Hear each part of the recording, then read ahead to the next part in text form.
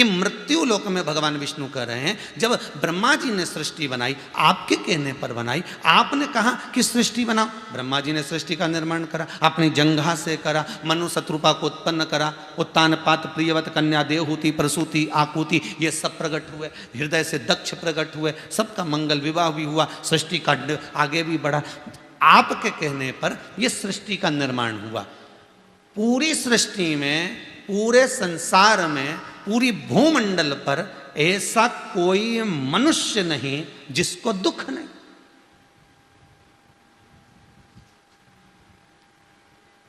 ऐसा कोई मानव ही नहीं जिसको दुख नहीं होगा पूरे भूमंडल में।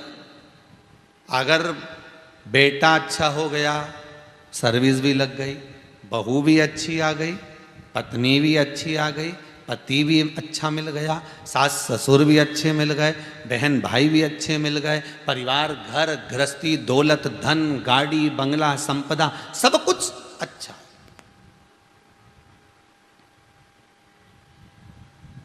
सारा सुख है आपके यहाँ, तो हो सकता है कि शरीर का कोई कष्ट आ जाए, हो सकता है कि घर में कोई शब्दों का ऐसा तीखापन आ जाए कि आपके हृदय को चुभ जाए।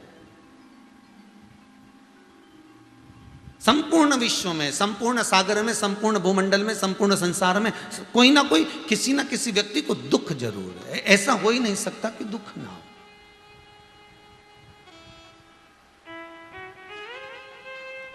शंभु नाथ, हे बाबा, प्रार्थना स्वीकार करिएगा, हमको बताइएगा जरूर कि सब दुखी हैं, आप कैसे सुखी हैं।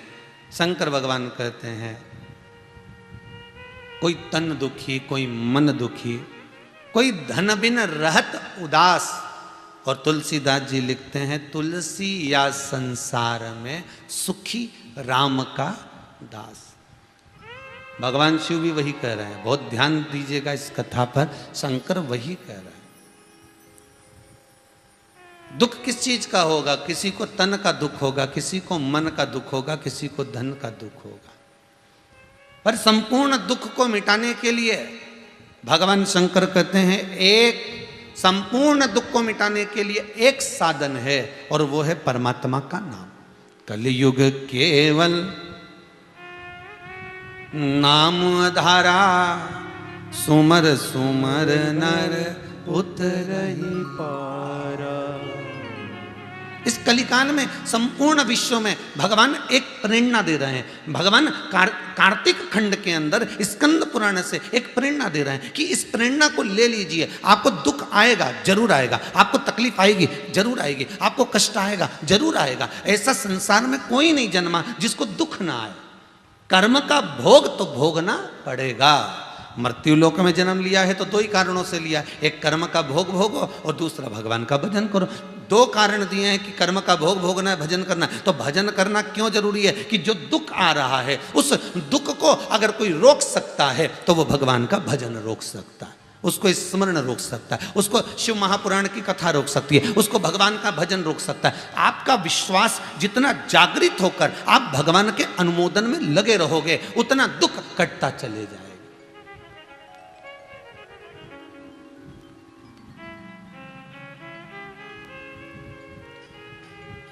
उतना दुख जल्दी जल्दी कटता जाएगा। अब भजन से काटिए उसको।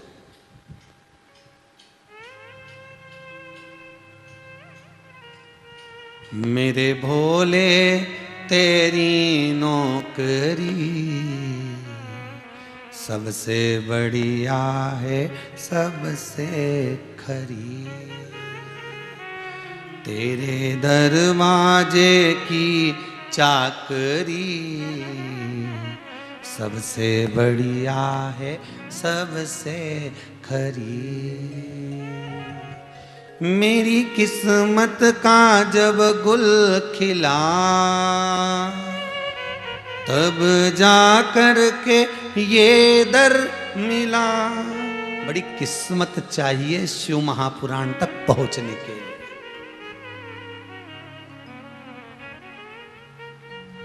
रिमोट लेकर अगर बैठ भी गए हो ना टीवी के सामने, तो भी इस चित्त को, इस मन को शिव पुराण तक लगाने के लिए भी परमात्मा की कृपा चाहिए। मेरी किस्मत का जब गुल खिला, तब जाकर के ये दर मिला।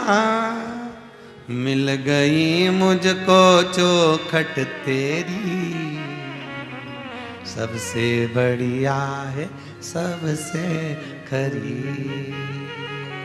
भोले बाबा तेरी नौकरी, सबसे बढ़िया है सबसे खरी। पहले कथा में कहा था, माला माल बनना चाहते हो, दुनिया के लोगों को अगर माला माल बनना है तो सबसे पहले माला माल को आप बनने के लिए, माला माल अगर बनना चाहते हो तो पहले कॉपी पे लिखो। क्या लिखोगे? जम के बोलो। पेन से लिखना है माला माल। क्या लिखना है? माला माल बनने के लिए सबसे पहला काम क्या करना है? कॉपी पे लिखो माला माल। बस एक पेज पर, एक पृष्ठ पर लिख लीजिए माला माल, और उसको फिर आधा आधा काट दीजिए। तो आधा आएगा माला, आधा आप लोग बोलो माल। पहले आ गया माला, फिर आया माल।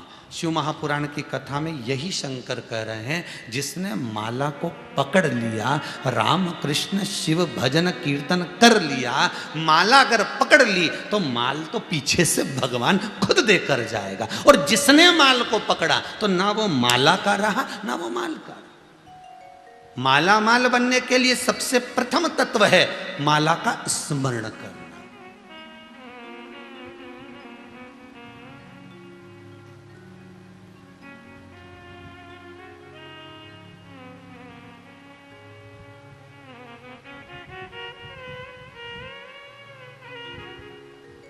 अरे भजन भोले बाबा का करते रहोगे तो संसार सागर से तरते रहोगे। अगर आप शिव की भक्ति में डूबे हुए हो, शंकर का अनुमोदन अगर आप कर रहे हो, आप भगवान की भक्ति में किसी भी रूप में डूबे हुए हो, तो दुख अगर आ भी गया तो वो रुक जाएगा।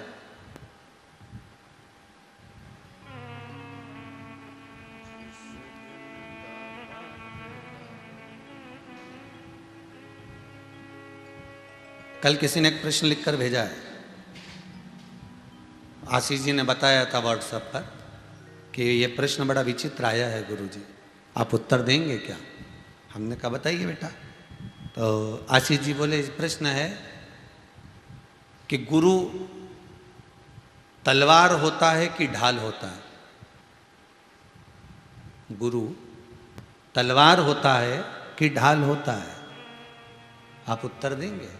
तो सीधी सीधा उत्तर है, यहाँ तो सीधा सीधा है।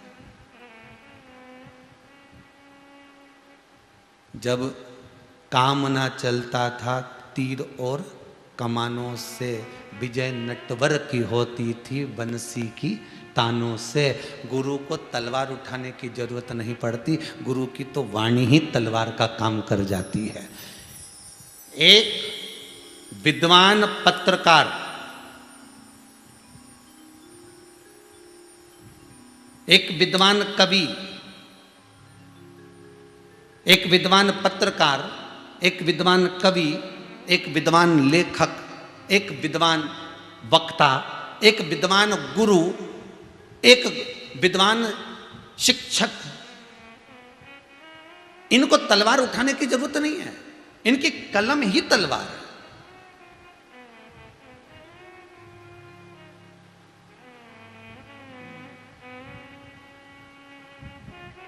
गुरु तलवार का काम नहीं करता, गुरु काटने का काम नहीं करेगा, गुरु तो और सिखाता है।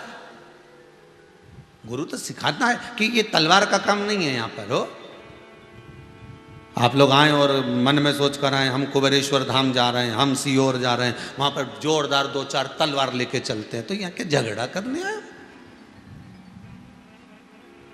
यहाँ झगड़े का काम क्या? यहाँ तो गुरु जो है वो ढाल का काम करता है, पीछे टंगा रहती है। ढाल का टंगी आगे, ढाल का टंगी होती पीछे, तलवार आगे, ढाल पीछे। और गुरु होता ही ऐसा है, हर जगह पर शिष्य को आगे रखता है और गुरु पीछे खड़ा रहता है। श्रीमद् भागवत कथा में एक सुंदर चरित्र है वामन भगवान का। आप लोगों ने श्रीमद् भागवत कथा बहुत सुनी होगी।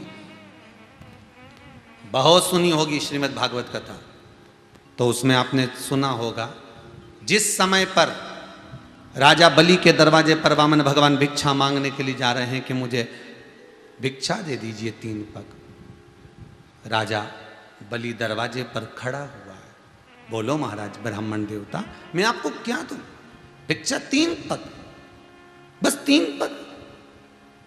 3 पग में तुम सो नहीं सकते, 3 पग में तुम बैठ नहीं सकते, 3 पग में तुम भोजन नहीं कर सकते, 3 पग भूमि में तुम गाय नहीं बांध सकते, 3 पग भूमि का तुम करोगे क्या? तो वामन भगवान कहते हैं मुझे कुछ मतलब नहीं, तुम तो मुझे 3 पग भूमि बस दे दो।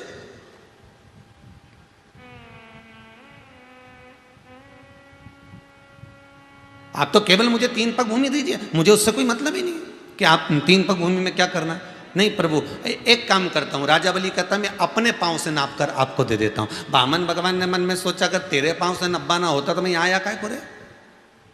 मैं तेरे दरवाजे पर मांगने क्यों आया? अगर तेरे पांव से नब्बाना होता था, मुझे तेरे पांव से नहीं नब्बाना, मुझे तो तू 3 पग भूमि देने का संकल्प कर। और राजा बलि कहता है ठीक है मैं 3 पग भूमि देता हूँ। संकल्प छोड़ने के लिए जल मांगा वामन भगवान से, वामन भगवान ने मना कर दिया मेरे पास जल नहीं, जाओ अंदर से कमंडल लाओ जल लाओ। अंदर गया, शुक्राचार्य जी का कमंडल उठाकर चला। पूरी दुनिया में आपने दर्शन करा होगा कि जब जब गुरु और चेले चलते हैं तो गुरु आगे चलता है, चेला पीछे चलता है। पर आज श्रीमद् भागवत कथा का दर्शन करोगे और उसमें वामन चरित्र को यदि आप पढ़ोगे, वामन चरणारविंद का उस रसास्वादन को आप करोगे, श्री वामन चरित्र का स्मरण करोगे, तो उसमें शुक्राचार्य जी पीछे चल रहे हैं और राजा बलि आगे चल रहा है। क्यों? क्योंकि दान करते समय, पुण्य करते समय, सत्कर्म करते समय और अपने शिष्य को आगे बढ़ाते समय गुरु चेले को आगे रखता है। इसलिए शुक्राचार्य जी पीछे, राजा बलि आगे।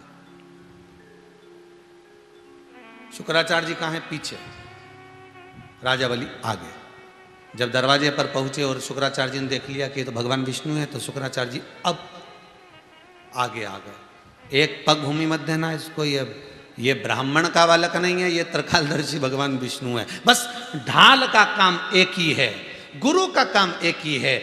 जिस समय पर जब तक चेला, जब तक शिष्य रणभूमि में लड़ रहा है, जब तक शिष्य संसार सागर में जूझ रहा है, अग्रण्य है, पर उस शिष्य को याद रखना चाहिए युद्ध की भूमि में चतुरता की बहुत जरूरत होती है। संसार में गुरु की महत्वता की बहुत जरूरत होती है। आप संसार में जूझ रहे हो, लड़ रहे हो, इस संसार सागर में बड़ा कष्ट भोग रहे हो, बड़ी तकलीफें भोग रहे हो, तो तुम्हें ये याद होना चाहिए कि तुम्हारी पीठ के पीछे, तुम्हारी पीठ पर अगर कोई ढाल बनकर किसी का हाथ रखा है तो वो कोई सद्गुरु होगा। इसलिए कहते हैं गुरु का होना जरूरी, क्योंकि गुरु उस कवच को बनाकर चलता है, गुरु उस ढाल के रूप में चलता है कि सामने चेले के आना पड़ेगा, जब इसको दुख आएगा आना पड़ेगा।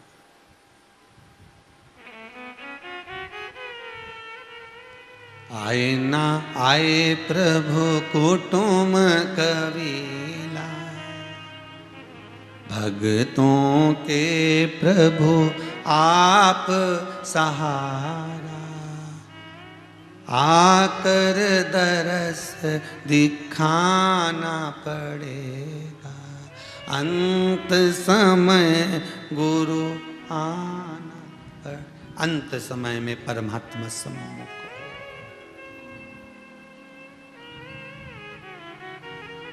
जब दुख आए, जब तकलीफ आए, जब कष्ट आए, जब रोग बढ़ जाए, जब तकलीफ बढ़ जाए, तब गुरु को याद करो, सम्मुख में गुरु आएगा।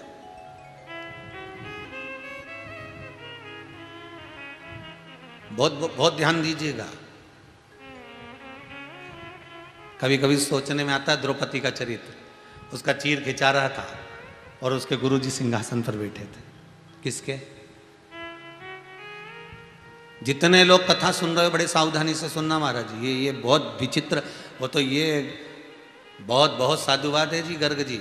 ये गुरु शिव महापुराण की कथा चल रही है, पूरे विश्व को हिला कर रखा है ये गुरु चरित्र ने।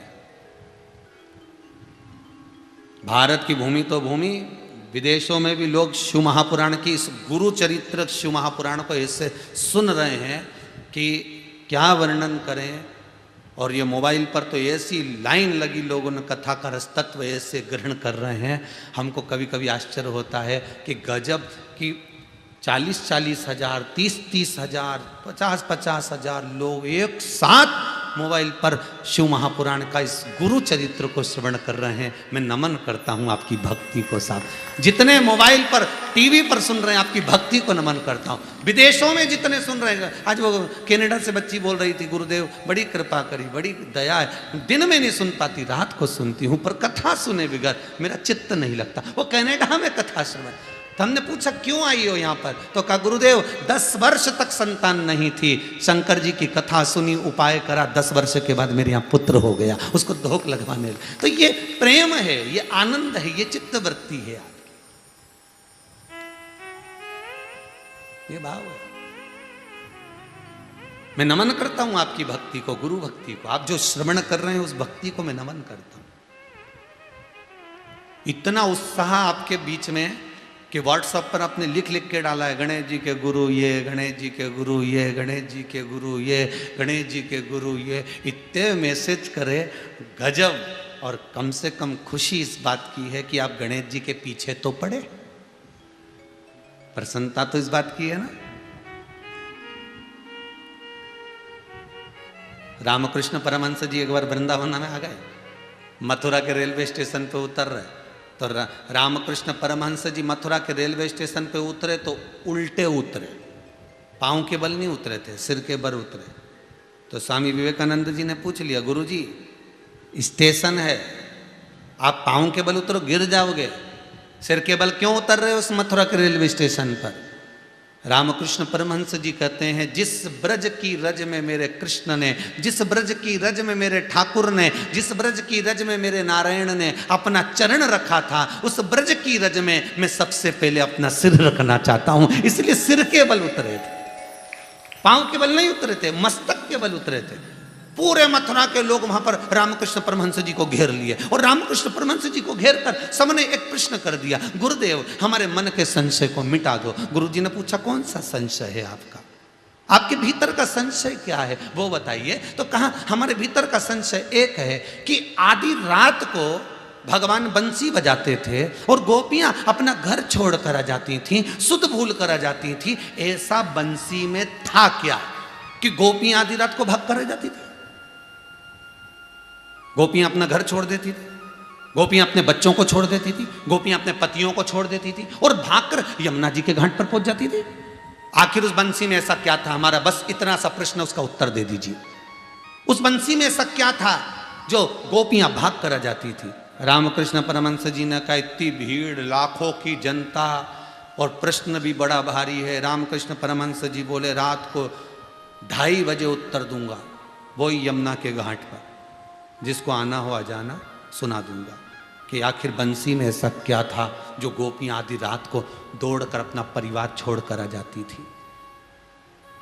2:30 बजे रात को रामकृष्ण परमहंस जी मथुरा में यमुना के घाट पर उत्तर देने वाले थे।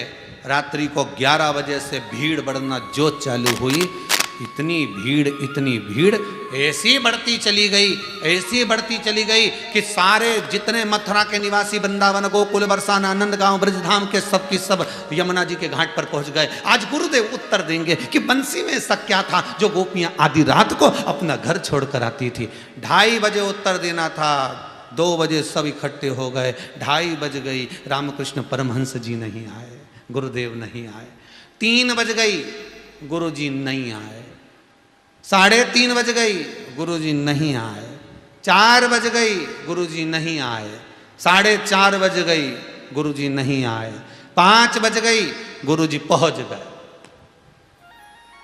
अब गुरुजी पहुंचे, सबने प्रश्न किया, क्या बात है? बस प्रश्न इतना सा है कि भगवान की बंसी में ऐसा क्या था, गोपियां अपना सुध भूल कर चली जाती थी, ऐसा क्या था? आधी रात को गोपियां दौड़ जाती थी, भगवान की बंसी में ऐसा क्या था? रामकृष्ण परमहंस जी बोले, बंसी में क्या था वो तो मुझे नहीं मालूम, परंतु आज भी उनकी बंसी में दम है, इसलिए पूरी रात से तुम सब यहाँ खड़े हुए हो।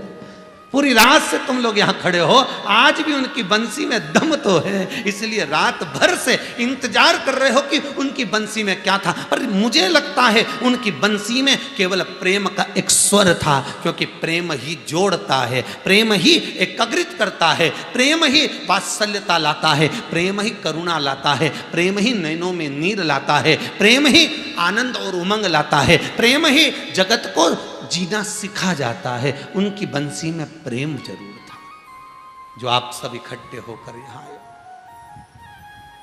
एकाग्रित हुए। मैं नमन करता हूं आपकी भक्ति को, आपके विश्वास को कि आप भगवान से जुड़े तो। गुरु सम्मुख में नहीं है, गुरु पीछे। तो कई बार प्रश्न खड़ा हो जाता है कि द्रौपदी के गुरुजी बैठे थे सिंहासन पर, द्रौपदी का चीर खिंचा रहा था, दुशासन चीर खींच रहा था, द्रौपदी रो रही थी, बिलक रही थी द्रौपदी, और रोते रोते द्रौपदी वो धृतराष्ट्र और गांधारी के सामने खड़ी हो गई। तुम मेरे काका ससुर हो, तुम मेरी काकी सास हो, आप तो कुछ कहो। धृतराष्ट्र कहते मेरे नेत्र नहीं है, गांधारी कहती है मेरे नेत्रों पर पट्टी बंधी हुई है, भीष्म पितामह से कहा तो मैंने कहा दुर्योधन के घर का अन्न खाया है, मैं बोल नहीं सकता।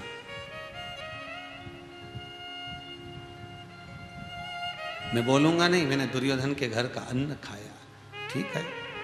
पांडवों से कहा हम कुछ नहीं बोल सकते, शीश नीचे झुकाकर बैठे हुए। किससे कहे द्रौपदी? सब दूर हाथ जोड़ने के बाद द्रौपदी ने हाथ जोड़े हैं गुरु द्रोणाचार्य के। गुरुवर, आपसे गुरु मंत्र लिया है, मैं शिष्या हूँ आपकी, मैंने गुरु मंत्र लिया है। गुरु की आंखों में जल था, छटपटा रहा था गुरु, भीतर से रो रहा था गुरु, नेत्रों से नीर बहा रहा था गुरु, पर गुरु उस सभा में कुछ नहीं कर सकता था, कुछ नहीं कर सकता था। फिर भी गुरु ने कह ही दिया, सुन द्रौपदी तू मेरे सामने रो रही है। गुरु कहते हैं इस सभा में, अब देखिए गुरु ने कितनी लंबी बात कही वो समझिएगा, इस सभा में जितने बैठे हैं द्रौपदी कोई तेरा साथ नहीं देगा, स्वयं मैं तेरा गुरु भी तेरा साथ नहीं देगा। पर याद कर द्रौपदी, जो मैंने गुरु पूर्णिमा पर तुझे मंत्र दिया था, वो मंत्र क्यों भूल गई? वो तेरा साथ देगा, गुरु साथ नहीं देगा। गुरु तुम्हारे साथ बैकुंठ नहीं जाएगा, गुरु तुम्हारे साथ में 7 प्राणों को नहीं त्यागेगा, हर जगह पर गुरु खड़ा नहीं होगा। गुरु भले ना आएगा, पर उस मंत्र को मत भूल जाना जो तुमने गुरु मंत्र लिया है, तुमने गुरु दीक्षा जो ग्रहण करी है, गुरु का स्मरण जो करा है, उस मंत्र को क्यों भूलते हो?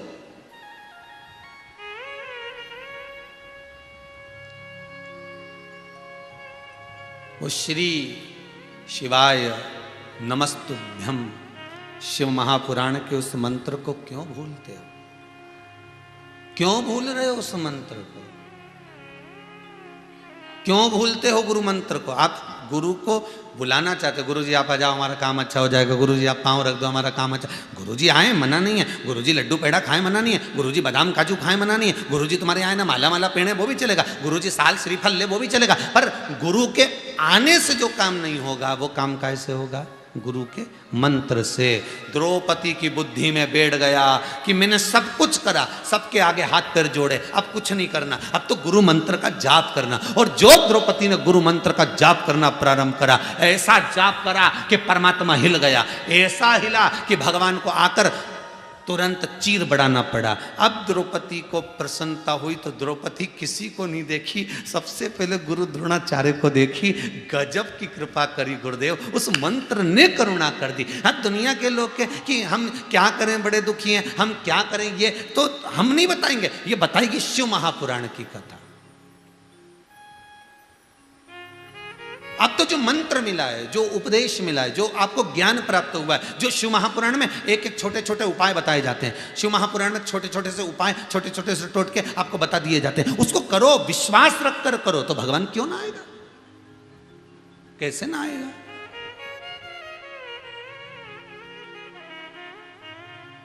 अब विश्वास है नहीं, सियोर वाला महाराज ने बोला है तो करके देख लो।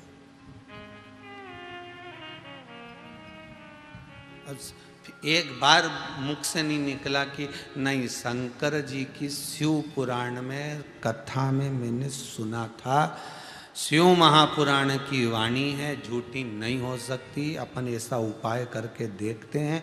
बाबा विश्वनाथ उसका सहारा लिया है तो वो छोड़ेगा तो नहीं, वो कैसे छोड़ सकता है?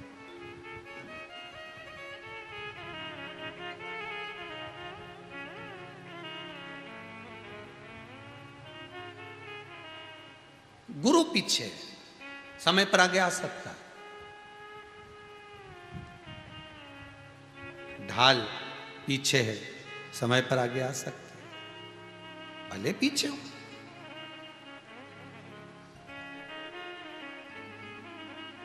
सम्मुख में क्यों ना पहुंचेगी?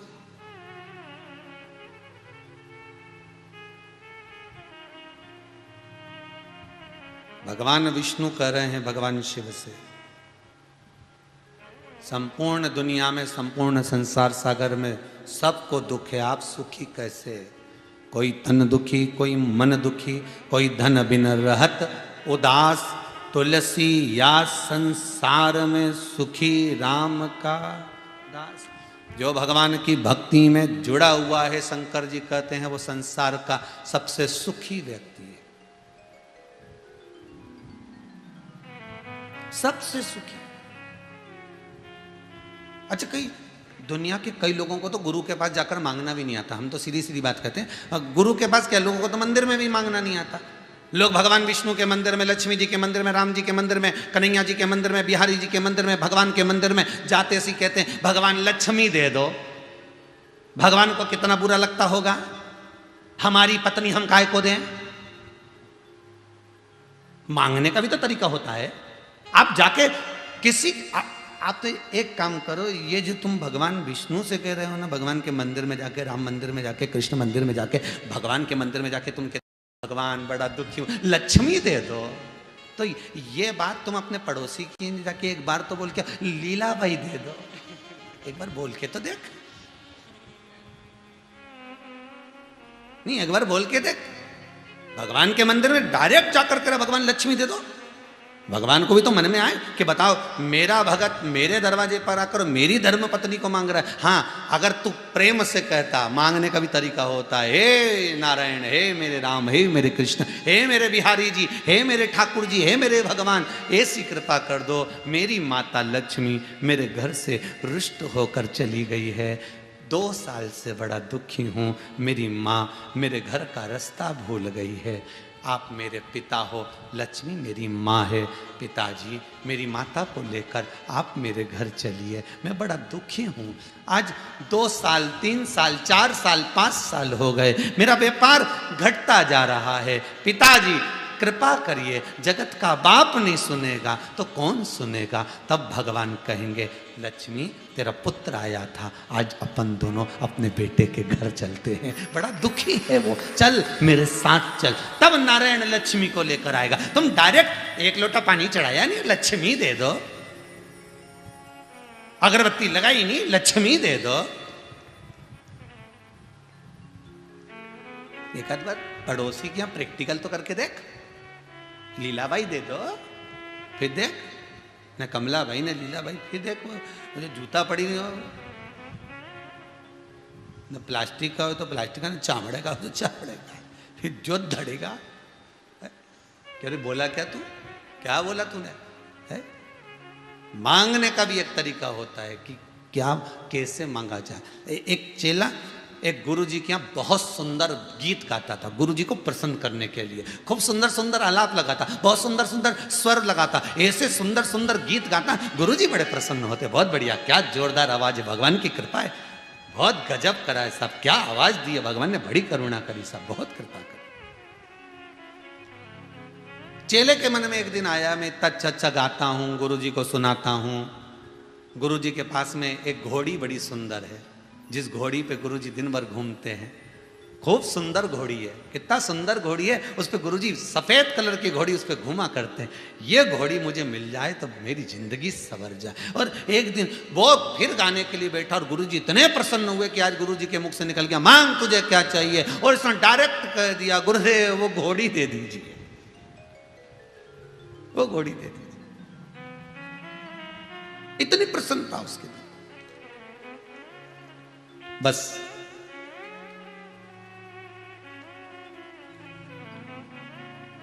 वो घोड़ी मुझे दे दीजिए। ठीक है, ले जा। गुरुजी ने अपने चेले से कहा इसको वो सफेद घोड़ी लाकर दे दे। चेले ने कहा गुरुजी आपने इतनी जल्दी अपना वो घोड़ी दे दी जिससे तुम इतना स्नेह करते थे, जिस पर बैठकर घुमा करते थे। गुरुजी बोले इसकी गायकी देखकर, इसका भजन सुनकर, इसकी सेवा देखकर मैंने मन में सोच लिया था अपनी गद्दी, अपनी गादी मैं इसको दूंगा, इसलिए मैंने इसको मौका दिया था। मांग तुझे क्या चाहिए। पर इसकी बुद्धि में तो घोड़ी भरी थी, इसकी बुद्धि में तो घोड़ी भरी। गुरु होता ही ऐसा। इसको गद्दी दे रहा था, मालूम क्या था कि गधी ले गया गद्दी की जगह। ये बुद्धि में अगर घोड़ी भरी है तो फिर गुरु के भी दे कि मांग तुझे क्या चाहिए तो नहीं मांगेगा। मेरे को तो वही भाई है, उसको जब तक देखूं नहीं तब तक चैन आए नहीं मारे। गुरु जी कह रहे रहने दे, तेरे लायक नहीं है, नहीं मारे तो वही।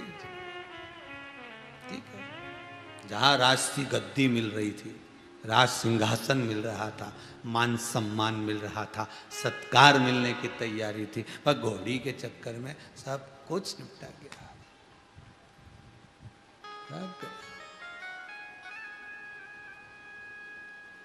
और ये केवल एक के साथ में नहीं हुआ, गुरु नानक देव जी के साथ में भी हुआ। केवल एक के साथ में नहीं हुआ, गुरु नानक देव जी के साथ भी हुआ। एक बार गुरु नानक देव जी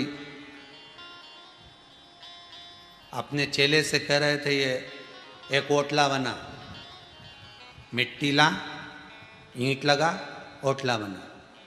जी गुरुदेव। चेला जी गुरुदेव। गुरु नानक देव जी का चेला लोहाना बड़ा भैया। गुरु जी ने कहा ओटला बना। जी गुरुदेव। बना दिया। गुरु जी से बोलने गया, गुरु जी वो ओटला बन गया। गुरु जी बोले तोड़ दे। लोहाना ने तोड़ दिया। या आके बोला गुरु जी आकर देख लो, तोड़ दिया। गुरु जी बोले वापिस बना दे। गुरु नानक देव जी ने कहा वापिस बना, उसने वापिस बना दिया। फिर आकर बोला गुरुदेव ओटला बन गया। गुरु जी बोले तोड़ दे। लोहाना ने फिर वापिस तोड़ दिया। गुरु नानक देव जी के पास जाकर गुरुदेव मैंने पूरा तोड़ दिया, अब आ गया। गुरु जी बोले वापिस बना दे। अब इतना बड़ा ओटला बेचारा सुबह से बनाए और सुबह से तोड़े। इतने में गुरु नानक देव जी के पुत्र श्रीचंद जी, क्या नाम था? नानक देव जी के बड़े पुत्र का नाम था श्रीचंद। श्रीचंद जी आए और गुरु नानक देव जी के पुत्र श्रीचंद जी ने आकर उस लोहाना से कहा क्या कर रहा है, बार बार तोड़ रहा है, बार बार जोड़ रहा है, बार बार तोड़ रहा है, बार बार जोड़ रहा है। उसको क्रोध आ गया श्रीचंद को, तुझे किसने किया ऐसा? कि मेरे गुरु जी ने कहा, गुरु नानक देव जी ने कहा।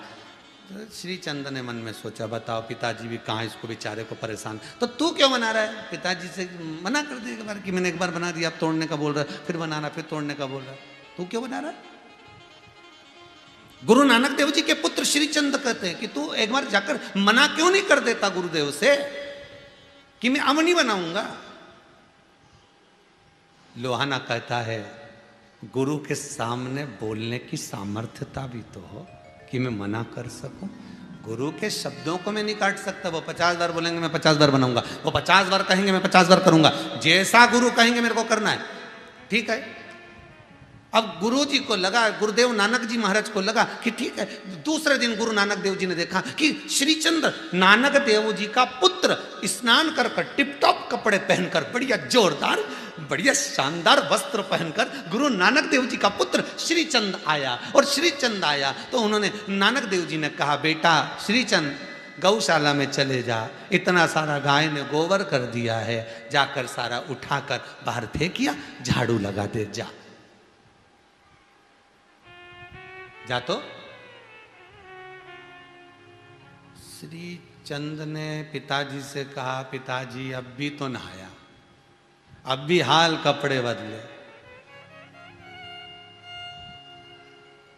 अब भी कपड़े बदले, अब भी नहाया हूं, थोड़ी देर से कर दूं तो ठीक है। वहीं से लोहाना, वो भी नहाकर आया था, वो भी टिप टॉप कपड़े पहनकर आया। गुरुजी ने बुलाया, लोहाना इधर आ बेटा। जी गुरुदेव, गौशाला में गाय ने बहुत सारा गोबर कर दिया है, उठाओ फेंक के आओ, झाड़ू लगाओ। अब भी आया गुरुदेव। लोहाना गया, उठाया, फेंका, झाड़ू लगाई, वापिस आ गया, वापिस। ये एक गुरु की कथा नहीं, गुरु नानक देव जी अकेले की कथा नहीं है, पूरी सृष्टि के गुरुओं की कथा है। एक एक गुरु, इस भारत की भूमि के जितने ब्राह्मण, जितने साधु जन, तपस्वी जन, साधक जन, जितने गुरुजन, जितने टीचर, शिक्षक, जिस पद पर आप विराजमान हो, गुरु का पद अगर आपके पास में है, यह केवल एक गुरु नानक देव जी की कथा नहीं, यह आप सबकी कथा है। आप अपने शिष्य को कह सकते हो, बेटा ये कर ले, वो कर लेगा। वही काम अपनी औलाद से करवा के बता देना, एक बार, एक बार।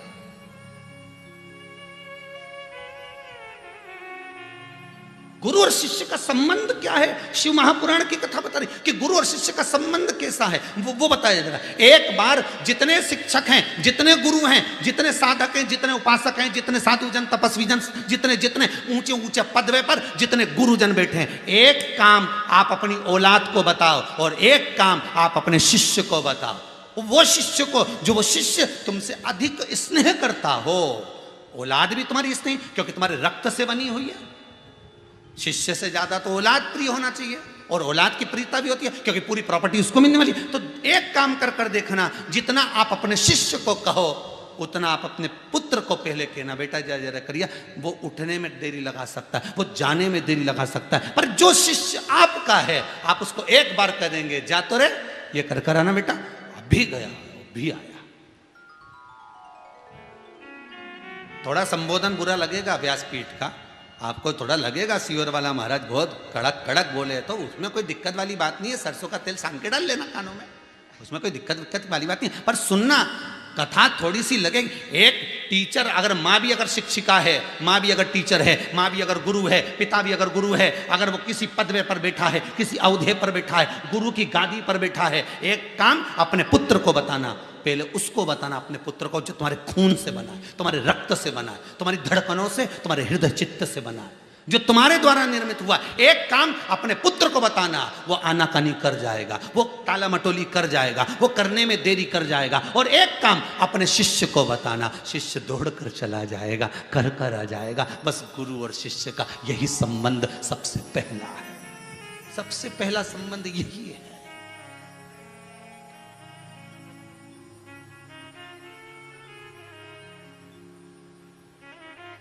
हम जिस सीहोर में निवास करते हैं, इस सीहोर में भी हमने कई जगह पर देखा है, एक टीचर रहे, उनका स्मरण करूंगा, नाम तो नहीं बोलूंगा। तो टीचर भी रहे, उनके शरीर में कष्ट बहुत था, शरीर बड़ा बेकार हो गया था, फिर भी वो रिटायर नहीं हुए थे उस समय पर, क्योंकि उनकी रिटायरमेंट बची हुई थी। उनके भी 3 बच्चे थे, 3 लड़के।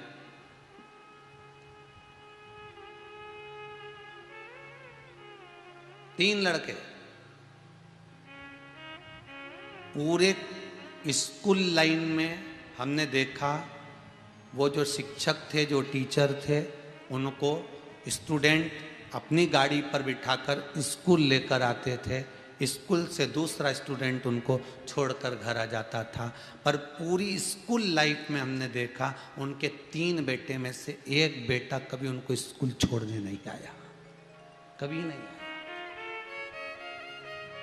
शिक्षक को एक शिष्य ले जाता है, एक शिष्य छोड़ भी जाता है। गुरु की जो पदवी है, गुरु जी की जो अवधि पदवी जो है, जो पद है गुरु का, उसको टाला नहीं जा सकता। पीछे खड़ा होता है गुरु, सामने नहीं आएगा। गुरु मंत्र अगर आपने ले भी लिया ना, तो एक बात याद रखना, मृत्यु के समय पर गुरु कभी नहीं आएगा।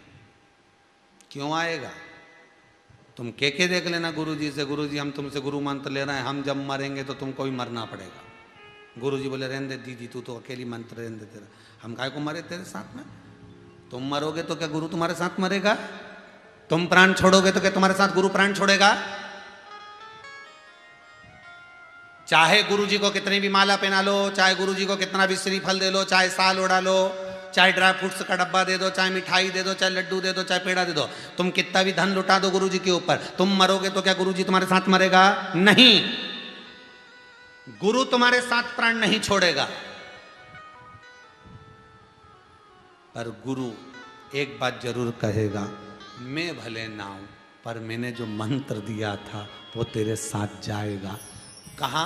तो कहा जिस समय पर प्राण छूटे, सारा कुटुंब तेरे आसपास में खड़ा हो, उस समय पर तू किसी को मत पुकारना। याद करिए गज और ग्रह की कथा। हाथी का पांव मगर ने पकड़ रखा था। हाथी को गुरु मंत्र नहीं मिला था, किसी ने मंत्र नहीं दिया था हाथी को कि तू भगवान का नाम लेना, किसी ने नहीं कहा। पर वही गज और ग्रह की कथा विष्णु पुराण में जब लिखी गई तो उसमें वर्णन आता है, विष्णु पुराण के अंतर्गत, गर्ग संहिता के अंतर्गत वर्णन आता है कि वो हाथी भगवान विष्णु को कैसे पुकार लिया। अभी तक तो परिवार पुकार रहा था, अभी तो रिश्तेदारों को पुकार रहा था। भागवत सुनिए ना, सबने सुनी है ना, तो अभी तो परिवार को पुकार रहा है, अभी तो वो रिश्तेदारों को बुला रहा है, अभी तो सबको बुला रहा है, सारा परिवार भी पास में खड़ा हो गया। फिर हाथी को किसने बताया कि भगवान विष्णु को बुला ले? हाथी को किसने कहा कि भगवान विष्णु को बुला ले? उस समय पर कोई नहीं था, केवल एक था, केवल एक, कोई नहीं था, केवल एक था जो हाथी के कानों में शब्द कह रहा था। कौन? याद करिए, भगवान विष्णु के कानों में शब्द पहुंच गया था कि हाथी मुझे बुला रहा है, पर भगवान नहीं जा रहे थे। लक्ष्मी जी ने कहा जाते क्यों नहीं, तुम्हारे को बुला रहे भगवान? लक्ष्मी जी बोली आप जाइए, आपको इतना पुकार रहा है, उसका पांव पकड़ रखा है, तुम जाते क्यों नहीं? तो भगवान बोले गरुण नहीं आया, गरुण का इंतजार कर रहा हूं मैं गरुण आए तो जाऊं ना। अब ड्राइवर ही नहीं है तो गाड़ी कौन चलाएगा, लेके कौन जाएगा? तो गरुण कहां गया? लक्ष्मी जी ने बार बार आवाज लगाई, जल देव वरुण देव आओ, गरुण को ढूंढ कर लाओ, पर गरुण नहीं दिख रहा था। गरुण गया कहां था? जो भगवान विष्णु का दरवाजा छोड़कर कहां पहुंच गया था? तो गर्ग संहिता कहती है, विष्णु पुराण कहती है, उस हाथी को अंत समय में गुरु मंत्र देने वाला वो गरुण खड़ा था। नारायण को पुकार ले, अभी भी कुछ नहीं गया। और उस गरुण के कहने पर हाथी ने जब चिंगाड़ा नारायण का नाम, सारा परिवार खड़ा की खड़ा रह गया। और मेरा भगवान इंतजार कर रहा, गरुण आ, गरुण आ। और जैसे ही गरुण आया, भगवान क्या बात है, भगवान के जल्दी चल, एक हाथी का पांव मगर ने पकड़ रखा है। और गुरु मंत्र देने के बाद नहीं सोचता कि क्या करना, अब तो ये मंत्र निपटाएगा कि करना क्या। गुरु जी ने नहीं कहा कि तुम चलो, गुरु जी ने नहीं कहा कि भगवान तुम्हें चाहना पड़ेगा, गुरु जी तो बस तो गरुण ने नहीं किया कि तुम चलो, बस नारायण ने कहा चल जल्दी। और नारायण को बिठाया, गरुण परीक्षा लेने लगा भगवान विष्णु की। गरुण भगवान विष्णु की परीक्षा ले रहा है, बड़ा धीमा धीमा जा रहा है। बताओ, हॉस्पिटल में व्यक्ति वेंटिलेटर पे पड़ा और तू इतनी धीरे धीरे गाड़ी चला रहा है। अरे जम के तो ड्राइव कर, ट्रैफिक बहुत है। तो पहले तो तू इतने ट्रैफिक में इतनी तेज गाड़ी चलाता था, और अब कह रहा ट्रैफिक बहुत तेज है। प्रभु थक गया, तो गया कहाँ था ऐसे थक गया? फालतू की बात मत कर, जल्दी चल, हाथी का पांव मगर पकड़ के रखा। गरुण जी ने पूछा कहाँ कहाँ हाथी? गरुण जी जैसे पूछे भगवान विष्णु बोले तेरे को क्या करना हाथी से, तू तो जल्दी जल्दी चल, बस बात मत कर, जल्दी चल। अब गरुण चले चले और धीमा हो गया। भगवान के ये तो बेचारा हाथी के मार के छोड़ेगा। भगवान के भाग गरुण। गरुण सोचे परीक्षा तो ले लेने दो, नाथ अभी बाकी है, गुरु मंत्र दे के आया हूं, अब दर्शन बाकी है। गरुण उड़े ही नहीं, वो तो चले धीमा धीमा धीमा।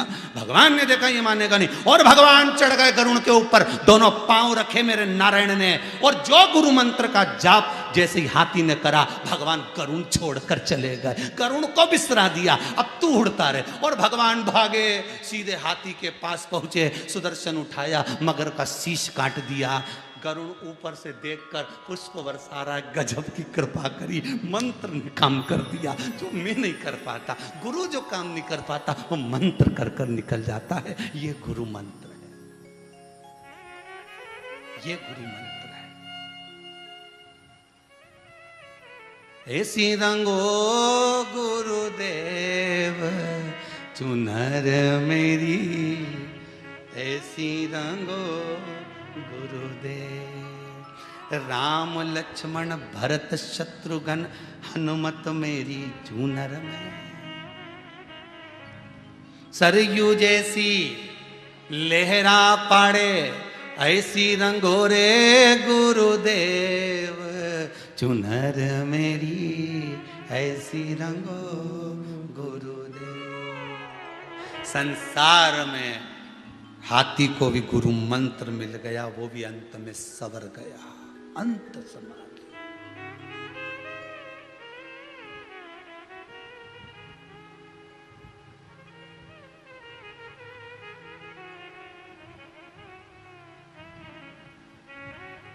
कि मेरा कोई ना सहारा बिन तेरे, गुरुदेव सांवरिया मेरे।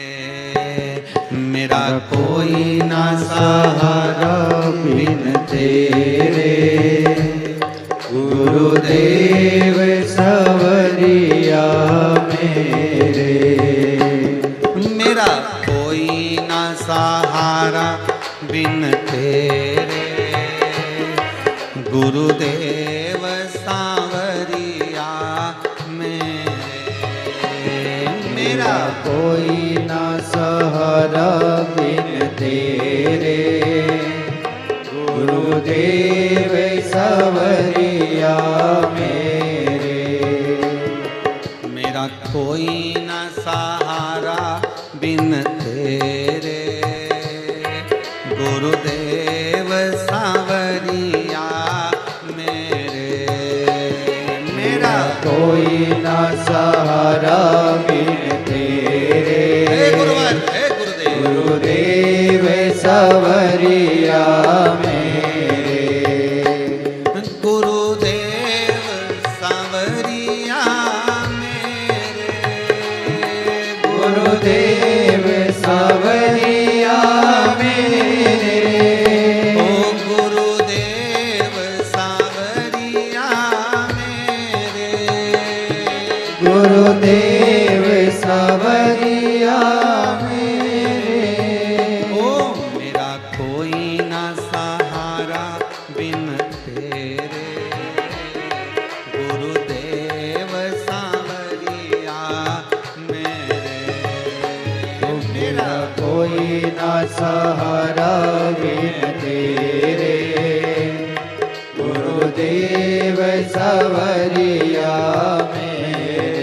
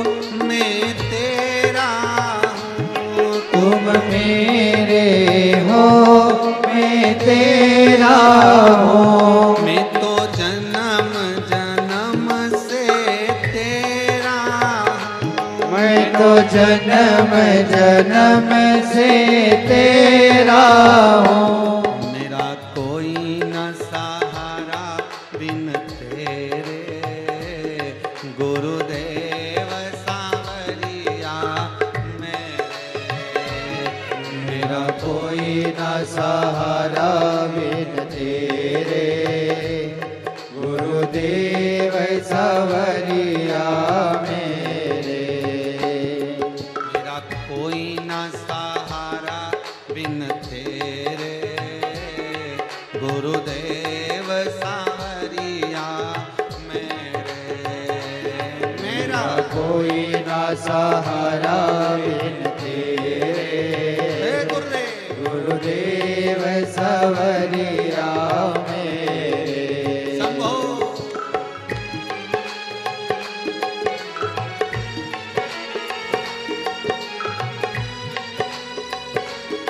जय हो।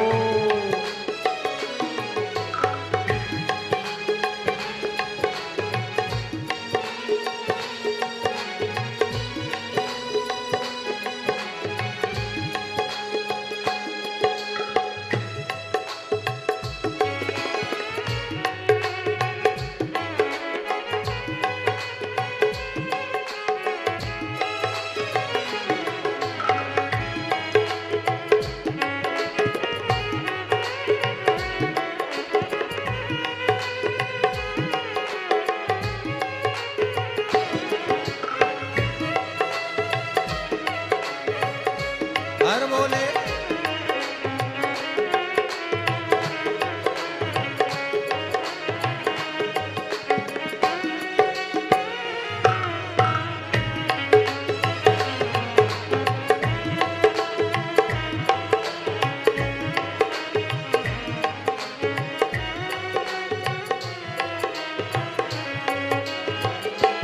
तुमसे बिछुड़े युग बीत गए, तुमसे बिछड़े युग बीत गए। मेरे मालिक मुझे से क्यों रूठ गए। मेरे मालिक मुझे से क्यों रूठ गए। मैं तो आन पड़ी हूँ दर तेरे, मैं तो आन पड़ी हूँ दर तेरे, गुरुदेव सांवरिया मेरे। मैं तो आन पड़ी हूँ दर तेरे, गुरुदेव सांवरिया मेरे। मेरा कोई ना सहारा बिन तेरे, गुरुदेव सांवरिया मेरे। मेरा कोई ना सहारा बिन तेरे, गुरुदेव सांवरिया मेरे।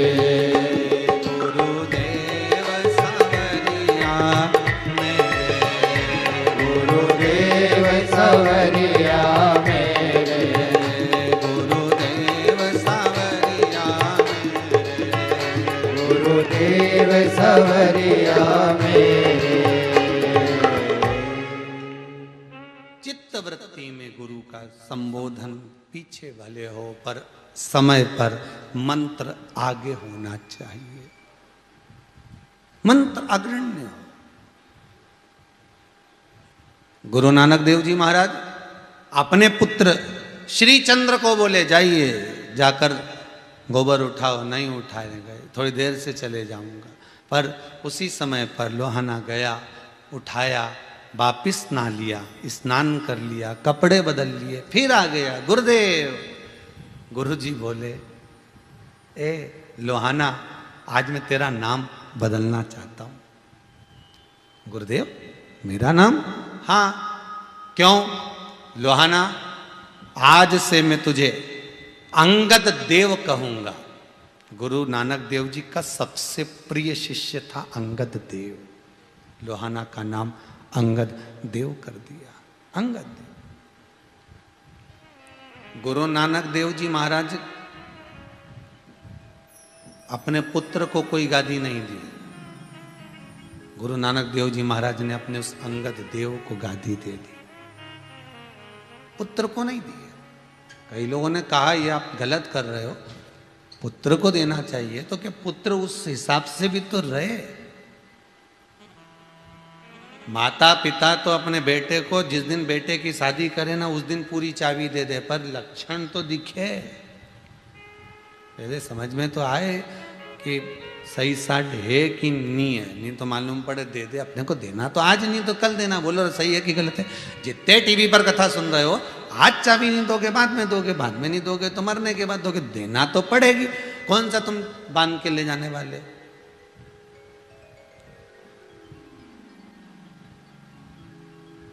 ये फ्रिज, ये cooler, washing machine, AC, sofa set, पलंग, ड्रेसिंग, ड्राइंग, काजू का डब्बा, बादाम का डब्बा। अपना डब्बा गोल होने के बाद कोई डब्बा ले जाओ, सब धरा दे। वहां कौन सी चीज जाए, सब पड़ी की पड़ी रह गई। क्या जाएगा, कुछ नहीं।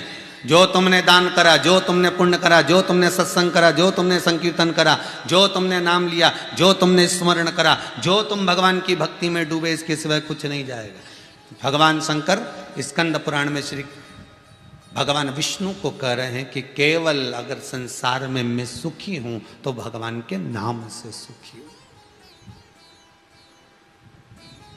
उसके सिवाय कोई सार तत्व नहीं। जप लो इस सुख,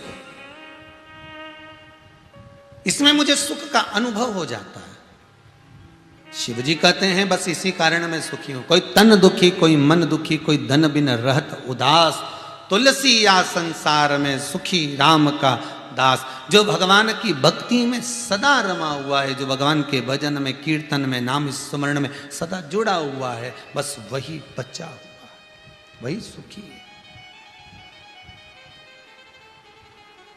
शिव परिवार है। देखिए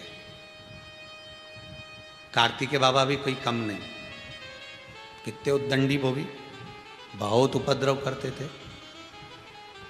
श्री गणेश जी महाराज भी बड़े उपद्रवी, वो भी कितना गदर करते थे। महाराज कम कोई है क्या। आजकल की माताएं आकर कई बार प्रश्न करती हैं, महाराज जी हमारा बच्चा बहुत चिड़चिड़ करता है, इतना गुस्सा करता है गुरुदेव, इतना सा तो रखा, पर इतना चिड़चिड़ करे, इतना गुस्सा करे, कुछ इसके लिए बता दो ना गुरुदेव। तो गुरुजी क्या बताएं, यहाँ तो शास्त्र में लिखा हुआ है कि जब जिस समय पर माता पार्वती ने एक बार भगवान शंकर के गण नंदी जी को बुलाया,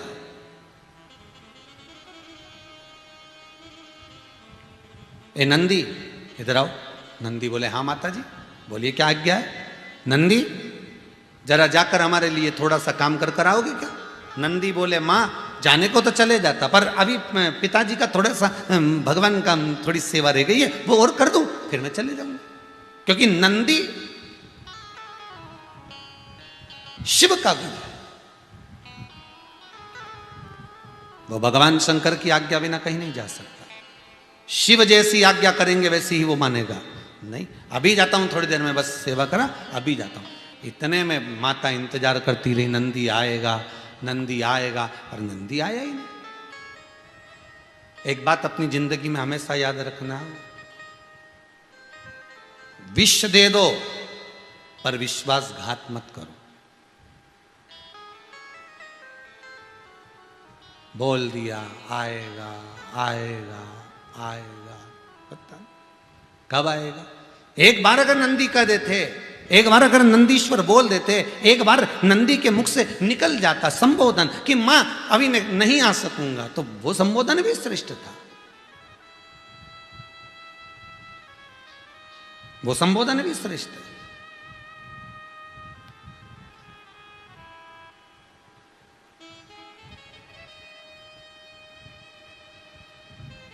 बस नंदी गए, आए नहीं।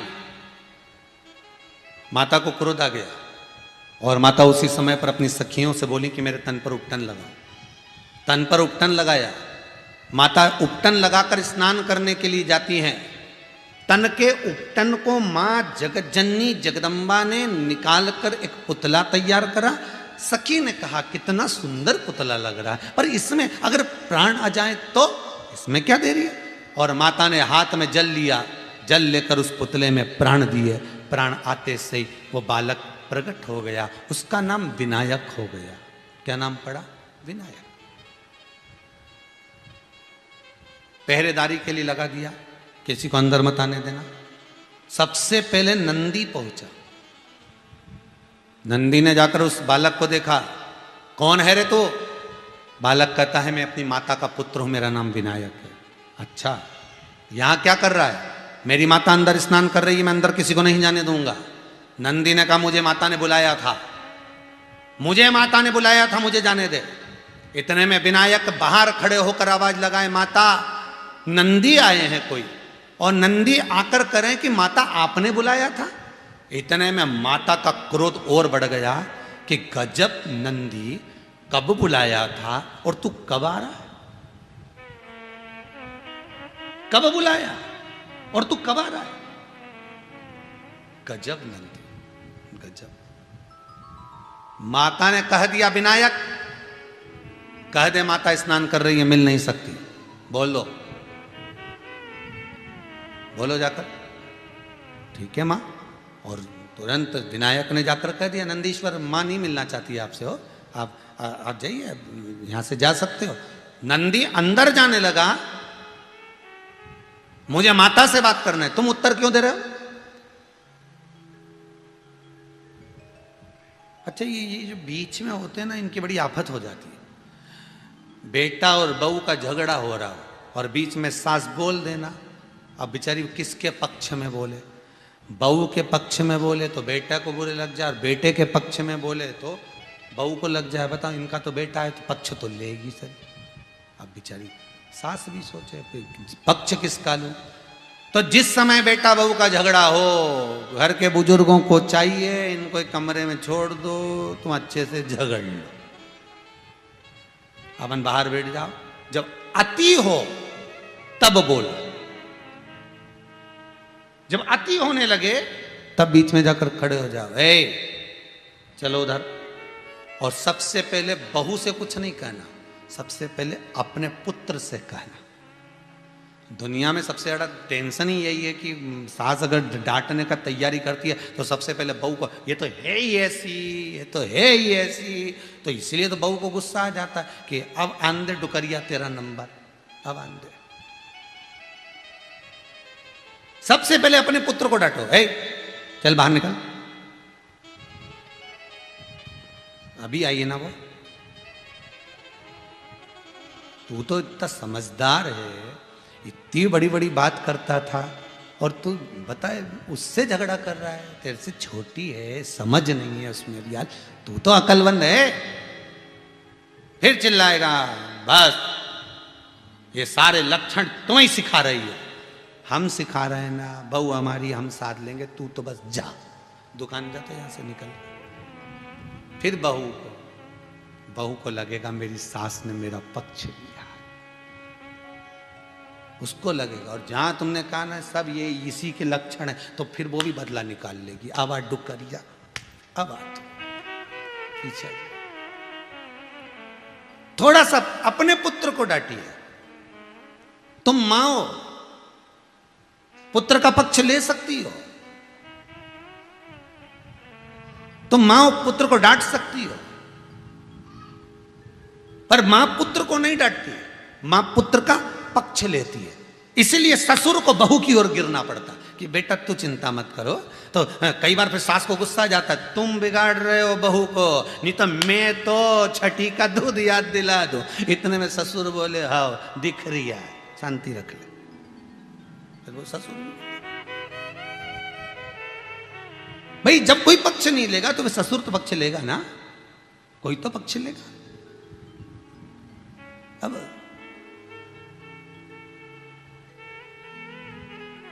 कहा नंदीश्वर बोल रहे हैं हमें माता से मिलना। मां नहीं मिलना चाहती, नहीं। माता ने कह दिया बोल दीजिए हमें नहीं मिलना है, हमारा काम हो गया है। नंदीश्वर को बोल दो। नंदीश्वर बोले हम माता के मुख से सुनना चाहते हैं। विनायक बोले बाहर निकलते हो कि नहीं निकलते हो, चलो बाहर निकलो यहां से। और विनायक ने जैसे ही बाहर निकलना चाहा नंदी को, नंदी जैसे ही बाहर गए, नंदी को इतना क्रोध आया, नंदी जाकर शंकर जी के पास पहुंच गए। भोलेनाथ भोलेनाथ भोलेनाथ, शंकर जी तो भोले थे ही क्योंकि भोले के नाथ। तो शिव जी ने पूछा हुआ क्या? ना जाने गुफा में कोई एक बालक अंदर प्रवेश कर गया है, इतना जिद्दी, इतना उद्दंडी, सुनने कोई तैयार नहीं, हमें अंदर नहीं जान दिया। हमको तो लगता है अगर तुम भी चले गए तो आपको भी कोई अंदर नहीं जान देगा। बस इतने में तो आग बबूला, शंकर भगवान पहुंच गए। शिव जी गुनगुनाते हुए, अलमस्त होते हुए बड़े प्रेम से चले, बड़े प्रेम से, और बड़े प्रेमवश शंकर जी दरवाजे पर पहुंचे। वहीं पर बैठे थे विनायक। कौन हो? अंदर जाने दे। तुम कौन हो? हम विनायक। किसके पुत्र? हमारी माता के। माता कौन? नाम नहीं मालूम। कहाँ है माता तुम्हारी? अंदर स्नान कर रही है। हटो यहां से, अंदर जाने दो। नहीं, हम तुम्हें नहीं जाने देंगे, हम तुम्हें अंदर नहीं जाने देंगे। बालक, तो मुझे जानता नहीं है, तो मुझे पहचानता नहीं है। समझा रहा हूं बालक तेरे को, अभी मालूम पड़े तेरे प्राण चले जाए ऐसा काम मत कर। इतने में विनायक बोले छोटा बच्चा देखकर आंख मत दिखाना बाबा, है? तुम सोचते हो कि हम डर जाएंगे, हम कोई डरने वरने वाले नहीं है, हम कहीं नहीं डरे। समझा रहे हैं हम आपको। विनायक हटो। विनायक नहीं हटे। क्रोध आ गया बाबा को, उन्होंने त्रिशूल उठाया, शीश काट दिया। कटा हुआ शीश माता की गोद में जाकर गिर गया। माँ आग बबूला हो क्रोध में लाल होकर बाहर आ गई और क्रोध में लाल होकर बोली, अगर ये मेरे पुत्र का शीश किसने काटा है?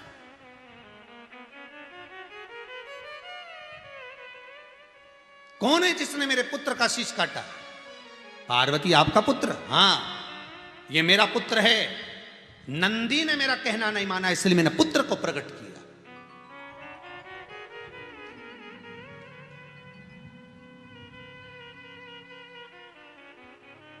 इसको प्रकट किया है। इसका शीश किसने काटा है उसका नाम बता दो, मैं ब्रह्मांड को तोड़ दूंगी अगर मुझे मालूम नहीं पड़ा तो। शंकर भगवान बोले मेरे हाथों से शीश कटा है, क्रोध मत करो, मैं इसका शीश अभी जोड़ देता हूं। गण को भेजा, गण जाइए, जो माता अपने बच्चे से पीट कर कर सो रही हो उस बच्चे का शीश काट कर लाए। बच्चे का शीश काट कर लाए। इससे पिछली कथा में बताया था स्वस्तिक की उत्पत्ति, जो सातिया बनता है उसकी उत्पत्ति जो हाथी का शीश कटा था उसका जो धड़ था उससे हुई थी। स्वस्तिक की उत्पत्ति। जाओ लेकर आए। चकित भय सुनकर कैलासी, करूं जीवित में अविनाशी। गणों से यूं बोले वाणी, शीघ्र ही लाओ कोई प्राणी, जिसे भी पैदा तुम पाओ, मनुष्य या पशु हो ले आओ। तुरंत बन जाए शीश गज लाए, दिया जुड़वाए, खुशी की माने सुत धन की आरती गिरजानंदन की, आरती गिरजानंदन की।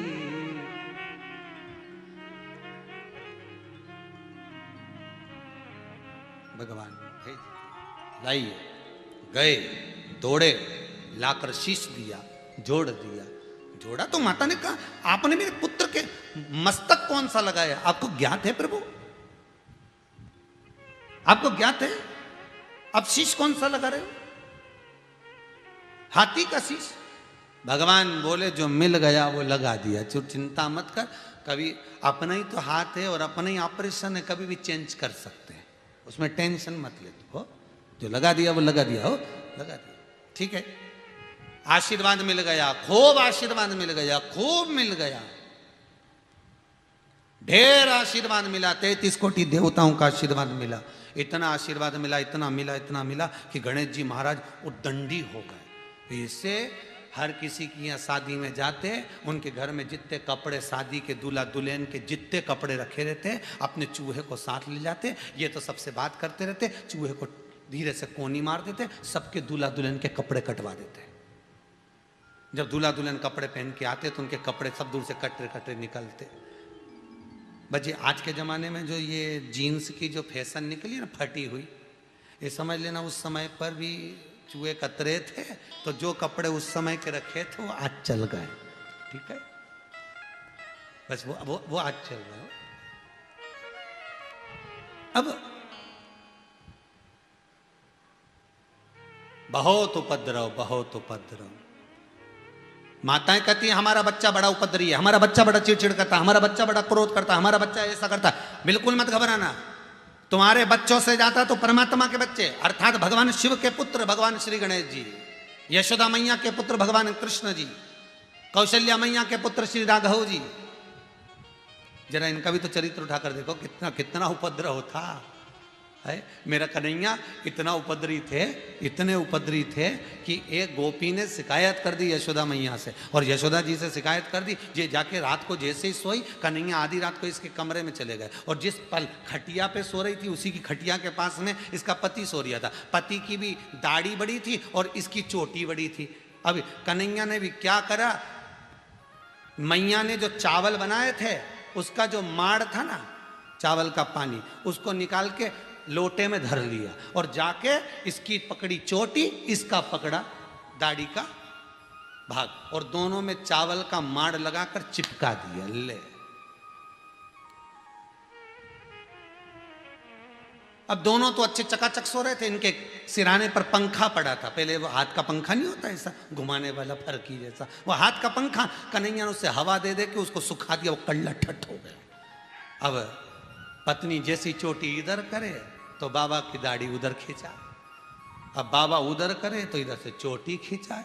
अब दोनों में आधी रात को हो गया झगड़ा भयंकर, तो कि तुम मेरे बाल खींच रहे, वो कि तुम मेरी दाढ़ी खींच रहे। दोनों झगड़ा करे तो मालूम पड़ा वो चावल के माड़ से चिपका। अब दोनों ने विचार करा ये अंदर आया कौन था, तब समझ में आया पलंग के पास में बंसी पड़ी थी, पहचान में आ गया। यशोदा जी के पास दौड़ के गए, आधी रात को तुम्हारे पुत्र ने हमको बांध दी। क्या उपद्रव करेगा। एक गोपी रोज शिकायत करती थी भगवान की, खूब शिकायत करती, इतनी शिकायत करती ठाकुर जी की कि ठाकुर जी उसके उब गए। एक दिन भगवान ने मन में सोचा, आवान दे, इसकी शिकायत रोज करने आती ना, इसके संग में ऐसा करूंगा कि कभी शिकायत ही नहीं करेगी। और एक दिन वो कहने आ गई, यशोदा जी हमारे यहाँ सत्यनारायण भगवान की कथा है। यशोदा जी बोली अच्छी बात, करो। और मालूम पड़े जहाँ सत्यनारायण जी की कथा थी ये वहाँ पहुँच गया। अंदर जितना पंचामृत प्रसाद सब धरा था सब निपटा के वापिस आके बोला काकी में जा रही है। काकी बोली सत्यनारायण जी की जब कथा हो जब जरूर आ जाना बेटा हो। अब इसके तो मुंह में भरी पंजेरी अच्छी जोरदार। काकी जी ने जैसे ही कहा आए तो थोड़ा सा सत्यनारायण भगवान के लिए फूल लिया ना कन्हैया। अब इसके मुंह में पंजेरी थी। अब इसको बोलना तो नहीं चाहिए था कन्हैया को कि फूल कौन सा। अब इसने मुंह में भरी पंजेरी और इसने बोल दिया फूल कौन सा, तो पूरी पंजेरी काकी के मुंह पे, पूरी पंजेरी मुंह पे, फूल कौन सा। हमेशा शास्त्र कहता है अगर कोई प्रसाद खा रहा हो तो कभी उससे बात नहीं करना चाहिए। क्या पता उसके मुंह में पंजेरी भरी हो, खोपरा शक्कर भरा हो। और जैसे तुमने नाम पूछा क्या नाम, और बोलते फूलचंद, पूरी फूलचंद निकल जा। क्या मतलब। अब कन्हैया उपद्रवी थे, श्री गणेश जी महाराज भी बड़े उपद्रवी थे। अपने को लगता है कि गणेश जी महाराज बड़े निर्मल, बड़े सीधे, बड़े साधारण, बड़े सहज, परंतु ऐसा थोड़ी ना था। गणेश जी महाराज भी बालक थे तो इतने उपद्री, इतने उपद्री। एक बार माता पार्वती जी ने श्री गणेश जी महाराज को बुलाया, देखा इसमें उपद्रव बहुत है, तब माता पार्वती जी ने कृतिकाओं को आमंत्रित करा। किसको बुलाया? कृतिकाओं। कृतिका कौन? भगवान शंकर के तेज पुंज से, गंगा के जल से 6 पुत्रों ने जन्म लिया था, जिनका पालन मां गंगा कर रही थी। 6 बालक रोए तो एक साथ, दूध पिए तो एक साथ। मां बड़ी दुखी हो गई गंगा। तब गंगा मैया ने संतों की पत्नी कृतिकाओं को बुलाया, ऋषियों की पत्नी कृतिकाओं को बुलाया और कृतिकाओं से कहा इन 6 पुत्रों का पालन आपको करना है। तब कृतिकाओं ने पालन किया तो बालक रोए तो एक साथ, दूध पिए तो एक साथ। कृतिकाएं भी परेशान हो गई, ऋषियों की पत्नी परेशान हो गई। जब कृतिकाएं परेशान हो गई तो उन्होंने गंगा जी का जल हाथ में लेकर उन कृतिकाओं ने उन 6 बालक पर गंगा का जल छीट कर कहा, अगर हमारा पतिव्रता धर्म प्रबल है, पति की सेवा हमने परमेश्वर मानकर करी है, तो ये 6 की 6 एक हो जाए। जैसे ही जल छोड़ा वो 6 बच्चे एक हो गए, उनका धड़ एक हो गया, मुख 6 हो गए। उन्हीं का नाम कृतिकाओं के कारण कार्तिकेय पड़ गया। नाम क्या पड़ गया? कार्तिकेय। तो ये जो कृतिकाएं, ये ऋषियों की पत्नी, पार्वती जी ने इन ऋषियों की पत्नी को, इन कृतिकाओं को बुलाया। कृतिका आई,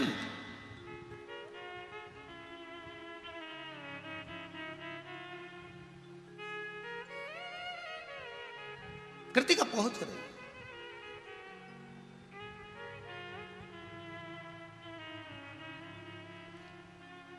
जगत जननी की जय हो, जगदम्बा की जय हो, माता आद्य शक्ति दुर्गा की जय हो। कृतिकाओं ने आवाज लगाई और होना चाहिए ऐसा। जो नवरात्रि के नियम 9 पुष्प समर्पित आप कर रहे थे, आज शायद उसका पूर्ण दिवस होगा। आज 9वां दिन पूर्ण हो रहा होगा जो आपने चालू करे थे। आज 81 फूल आपने देव अधिदेव महादेव को समर्पित करे। जो वाल्मीकि बाबा के कहने पर माता जानकी जी ने, माता सीता जी ने राम जी का दर्शन करने के लिए, प्रेम आनंद को बढ़ाने के लिए जो नियम धारण करे थे, वो नियम आपने भी धारण करे। पूरे भारत की भूमि पर कई लोगों ने, कई माताओं ने, कई भाइयों ने, कई दीदियों ने, कई बच्चों ने 9 फूल माँ भगवान देव अधिदेव महादेव को समर्पित करे हैं। मेरा विश्वास है जैसे माँ जगत जननी जगदम्बा माता जानकी का मनोरथ पूर्ण हुआ था, आज आपका भी मनोरथ पूर्ण हो रहा है। मेरा महादेव आपकी मन की जो कामना है, मनोकामना है, देव अधिदेव महादेव पूर्ण करे। यही देव अधिदेव महादेव से विनय है, निवेदन। यही देव अधिदेव महादेव से निवेदन।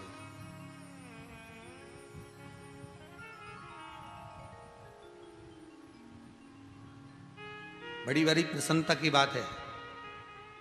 फूल वालों की दुकान पर जब लोग 9 फूल लेने जा रहे थे ना, तो फूल वाले भी कह रहे थे, क्यों भैया सियोर वाला महाराज ने बताया कहा। जितने फूल वालों के जाओ ना फूल लेने के लिए, तो लोग पूछ लेते क्यों वो सियोर वाले पंडित जी मिश्रा जी बोले क्या शिव महापुराण में है।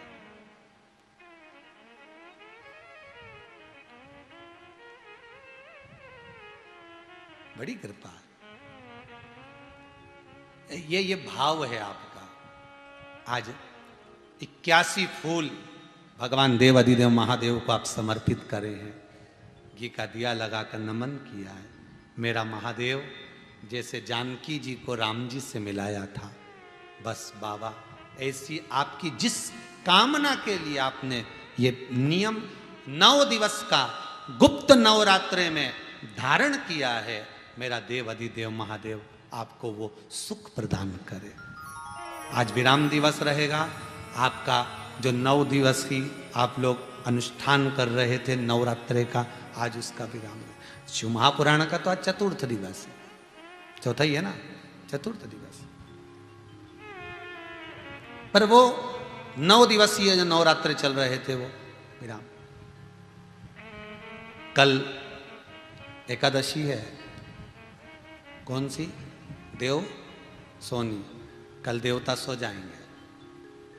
पर कितनी आश्चर्य की बात है ना, लोग कहते हैं देव सोनी एकादशी मतलब देवता सो जाएंगे, पर शास्त्र कहता है, ब्रह्मवेत्ता पुराण में लिखा है कि ब्रह्मा जी को एक क्षण की पलक झपकी थी और वेद हाथ से खसक गए थे, पूरी पृथ्वी जल में मग्न हो गई थी। जब एक पलक ब्रह्मा जी झपक लिए, केवल पलक झपके, तो पूरी पृथ्वी पानी में डूब गई। और अपन कह रहे देव सोनी एकादशी पे देवता सोएंगे न, देव उठनी पे उठेंगे। 4 महीना अगर सो गया नहीं तो जितने अपन है नहीं सब ऊपर मिलेंगे। वो सोता नहीं है, वो दिन रात जागता। बस एक लीला है भगवान की जो भगवान करते हैं। अपना कार्यभार, भगवान विष्णु अपना कार्यभार जब संभल नहीं पाता, देख लेते हैं अब मुझसे बना नहीं, तब भगवान अपना कार्यभार देवाधिदेव महादेव को दे देते हैं। कल ऑफिस में बही खाते पलटे जाएंगे। कौन से ऑफिस में? वो ऊपर वाले। कल भगवान विष्णु अपने सारे खाते शंकर जी को देंगे। अब जितने सिग्नेचर चलेंगे वो किसके चलेंगे? चेकबुक पे बोलते जाओ जरा, शंकर जी के। तो 4 महीने में सबसे पहला महीना शंकर जी के हाथ में जो खाता आया, तो शिव जी ने कहा, इसलिए देवता प्रसन्न होकर अमृत की वर्षा करते हैं, इसलिए सावन में पानी बड़ा गिरता है। शिव जी बड़े प्रसन्न रहते हैं, आज मेरा खाता, अब मेरे सिग्नेचर चालू है। इसलिए कहते पहले महीने में ही, सावन में ही शंकर जी की इतना रिझालो कि सिग्नेचर करके चेक अपना लगाते, तुरंत चेक पास, तुम पास। बस इसलिए सावन सबसे पहला, फिर भादो, फिर कुंवार, फिर कार्तिक, ये सब बात। पर पहले में ही अपन को शुरू में ही अगर बढ़िया जो खाना है ना, दुल्हन के हाथ से, साहब रबड़ी बना ला बेटा, जा रसगुल्ला बना ला, जा ये बना ला है, बाकी के फिर बाद में तो बनाएगी, बेवकूफ़ भी बना सकती है, कोई जरूरी है कि भजिया ही बनाएगी है? वो तो पर शुरू में जब मान सम्मान आनंद, तो शिव पहले बार में अगर आपको दे रहे हैं तो श्रावण का महीना का आनंद पाओ, श्रावण के महीने का सुख पाओ। अब श्रावण के महीने का आनंद, और देखो बहुत एक बीच में कथा में कहा था आपको कि ये जो तीसरी लहर आ रही है कोरोना महामारी की, इससे बचने के लिए, संपूर्ण विश्व के कल्याण के लिए, रोग मुक्ति के लिए, कार्य सिद्धि के लिए, अच्छी नौकरी, सर्विस, प्रॉपर्टी, जमीन, मकान, जायदाद, संपदा प्राप्त करने के लिए, बीमारी को मिटाने के लिए आपको कहा था एक काली मिर्च का शिवलिंग का निर्माण मट्टी के साथ, पार्थिव शिवलिंग का निर्माण के साथ करेंगे। तो कई लोग पूछ रहे थे गुरुदेव कौन सी तारीख रखेंगे, तो आप याद रखना श्रावण महीने की शिवरात्रि। कौन सी? श्रावण महीना, हर महीने शिवरात्रि आती है, तो श्रावण महीने की शिवरात्रि के दिन भगवान का शिवलिंग का निर्माण कर प्रयास करेंगे। समय आपको कल की कथा में बताएंगे, कल परसों में, कि कितनी बजे उसका लाइव प्रसारण चलेगा। आप अपने अपने घरों में काली मिर्ची को मिट्टी में मिलाकर उसका शिवलिंग का निर्माण करेंगे। एक काली मिर्ची ऊपर के भाग में रखेंगे, वो काली मिर्ची आपके घर में रहना चाहिए, जिससे ये तीसरी लहर आपके घर के किसी बच्चे का बाल बांका ना कर पाए और आपका जीवन सार्थक हो जाए। तो वो काली मिर्च शिवलिंग का निर्माण, अलग अलग शिवलिंग बने महाराज जी। लिंग पुराण को उठाकर देखिए, अलग अलग शिवलिंग का निर्माण मिलेगा आपको। काली मिर्ची का अलग, पन्ना का अलग, मिट्टी का अलग, दही का अलग, मोती का अलग, पुखराज का अलग, नीलम का अलग, सारे शिवलिंग, पारद का अलग। महाराज दुर्वा का शिवलिंग का भी निर्माण होता है, फल के शिवलिंग का भी निर्माण होता है, अलग अलग शिवलिंग का निर्माण। तो उस शिवलिंग का निर्माण कर 1 घंटे का आस्था चैनल वालों से मांगा गया है। 1 घंटा अगर आस्था चैनल पर मिलेगा तो उसमें अपन सब ऑनलाइन पूजन करेंगे, कोई ना छूटे।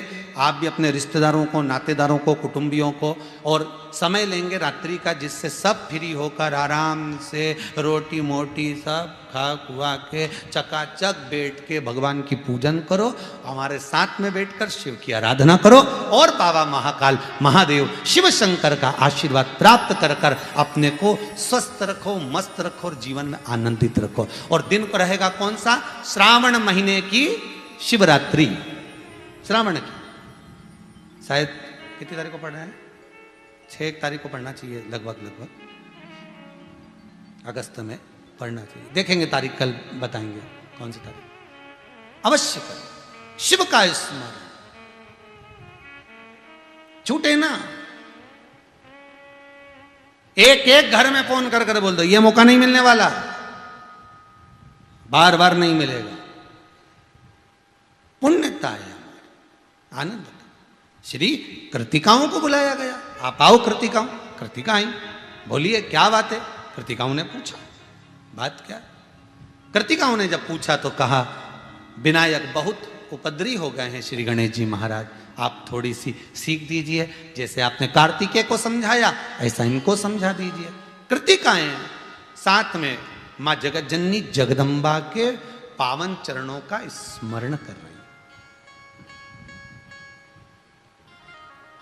पावन चरणों का स्मरण। हे मां, हम श्री गणेश जी महाराज को नहीं समझा सकते, कृतिकाएं करेंगे, हम गणेश जी को नहीं समझा सकते।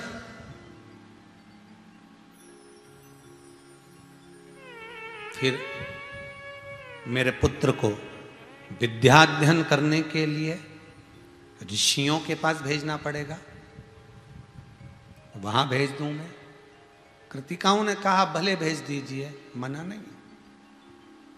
गणेश जी गए विद्याध्ययन करने के लिए इन कृतिकाओं के पतियों के पास।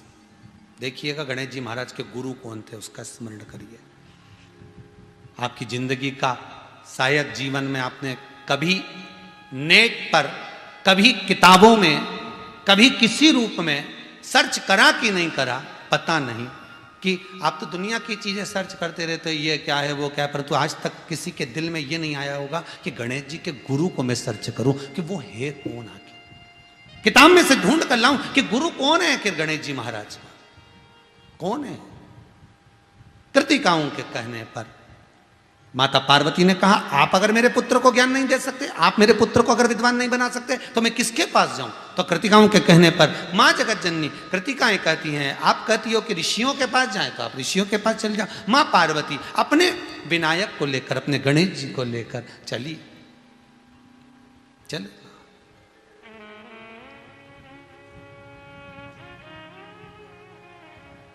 माता चली कि गौरी के नंदन गजानंद स्वामी, तुम्हें आज कीर्तन में आना पड़ेगा। गौरी के नंदन गजानंद स्वामी, तुम्हें आज कीर्तन में आना पड़ेगा। ओ गौरी के नंदन गजानंद स्वामी, तुम्हें आज कीर्तन में आना पड़ेगा। गौरी के नंदन गजानंद स्वामी, तुम्हें आज कीर्तन में आना पड़ेगा।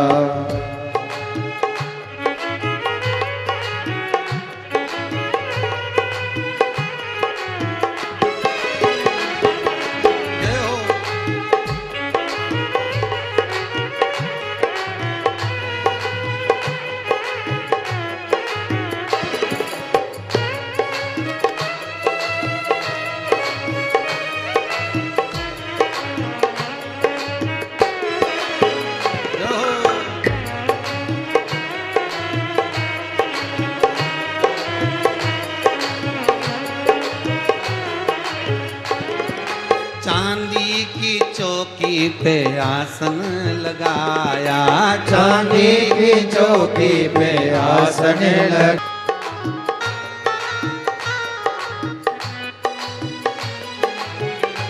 हर भोले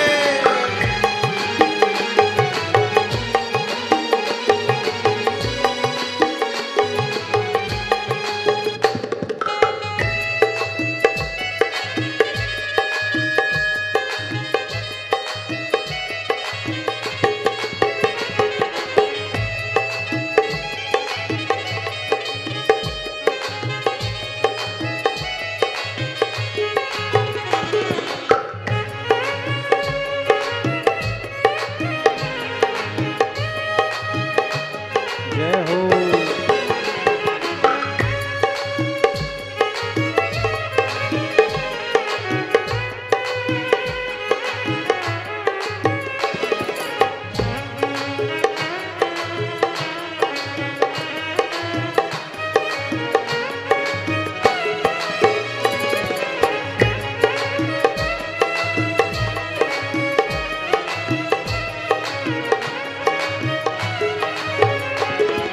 चांदी की थाली में भोजन परोसा, चांदी की थाली में भोजन परोसा, ओ चांदी की थाली में भोजन परोसा, चांदी की थाली में भोजन परोसा। ओ गौरी के नंदन गजानंद स्वामी तुम्हें आज कीर्तन में आना पड़ेगा। गौरी के नंदन गजानंद स्वामी तुम्हें आज कीर्तन में आना पड़ेगा। ओ आना पड़ेगा तुम्हें आना पड़ेगा, ओ आना पड़ेगा तुम्हें आना पड़ेगा, ओ आना पड़ेगा तुम्हें आना पड़ेगा, आना पड़ेगा तुम्हें आना पड़ेगा। ओ गौरी के नंदन गजानंद स्वामी तुम्हें आज कीर्तन में आना पड़ेगा। गौरी के नंदनी गजानंदी स्वामी तुम्हें आज कीर्तन में आना पड़ेगा। गौरी के नंदन गजानंद स्वामी तुम्हें आज कीर्तन में आना पड़ेगा।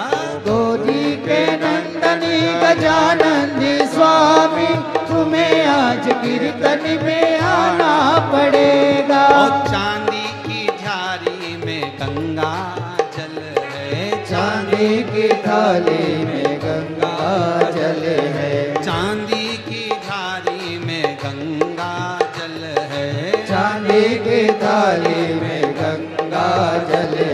ए गौरी के नंदन गजानंद स्वामी तुम्हें आज कीर्तन में आना पड़ेगा। गौरी के नंदनी गजानंदी स्वामी तुम्हें आज कीर्तन में आना पड़ेगा। ओ गौरी के नंदन गजानंद स्वामी तुम्हें आज कीर्तन में आना पड़ेगा। गौरी के नंदनी गजानंदी स्वामी तुम्हें आज कीर्तन में आना पड़ेगा। पार्वती मैया लेकर गणेश जी को चली। कहाँ जा रही हैं? उन कृतिकाओं के पतियों के पास।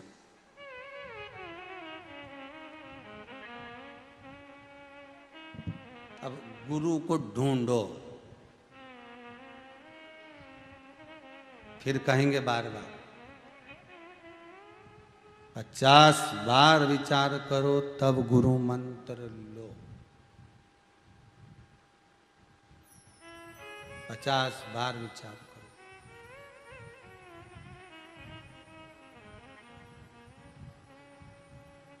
बहुत विचार करना पड़ता है। पानी पियो छान, गुरु करो जान, बहुत ध्यान देना पड़ेगा,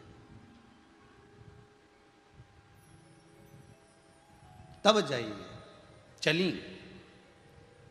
पहले कृतिकाओं को बुलाया गया, आप इनके गुरु बन जाओ। बड़ा मुश्किल है। ऋषियों के पास पहुंचे। गुरुदेव, मेरा पुत्र है श्री गणेश, इसको आप 6 ऋषि, 7 ऋषि, आप इसको पढ़ा दो, इसको विद्वान बना दो। अब ऋषियों ने कहा ठीक है, दिक्कत क्या है? इतने शिष्य पढ़ रहे हैं तो इसको भी पढ़ाएंगे, भेज दो। कब से ट्यूशन चालू होगी, कब से स्कूल चालू होगा? बस गणेश जी महाराज को आप जब भेजोगे, जब हम चालू कर देंगे। इन्होंने गणेश जी को भेजा। सुबह तो पार्वती जी इनको छोड़ के आई, शाम को 7 ऋषि इनको पकड़ के वापिस छोड़ गए। कोई कोई बच्चे के साथ ऐसा होता है, माँ इसको कूट के बेग अपने हाथ में ऐसा बेग टांगे छोड़ा, पर माँ टांगी यहाँ, और इसको पकड़ के टामटोली करके लेके बड़ी मुश्किल से तो स्कूल पहुंची। टीचर को संभाला, बैग दिया, सब काम समझा दिया, टिफिन भी दे दिया और समझा भी दिया। खूब रोया, टीचर ने इसको पकड़ भी लिया। मालूम पड़े स्कूल था 5 बजे का, 12 बजे ही स्कूल वाले घर पहुंच गए। मैडम मैडम, अभी तक ये मैडम कहती थी, टीचर मैडम, अब वो आके कह रहा मैडम इसको वापस रख लो, हमें नहीं चाहिए।